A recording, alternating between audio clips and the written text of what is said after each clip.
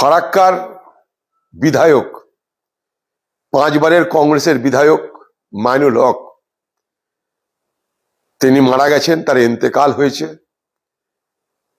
বাঁচার অনেক চেষ্টা করেছিলেন তিনি, কিন্তু বাঁচতে পারলেন না।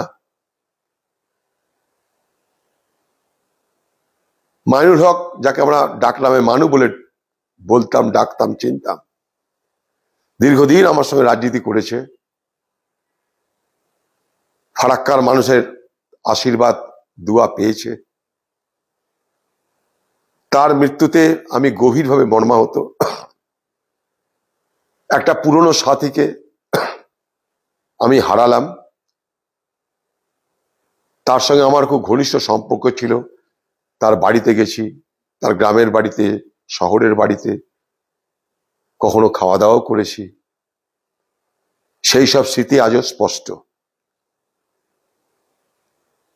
5 বার একটা এমএলএ হওয়া কোনো জায়গা থেকে কোনো সহজ কাজ নয়। যেখানে সরকার ছিল না আমাদের, সেখানেও 5 বারের বিধায়ক হয়েছিল মাইনুল হক।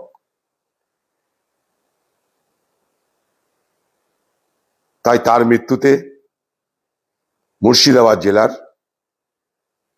একজন দীর্ঘদিনের বিধায়ককে আমরা হারালাম। তার পরিবারের প্রতি আমার সমবেদনা, তার আত্মার শান্তি চাই। সে যেন জান্নাতবাসী হয়, তার জন্য প্রার্থনা করি।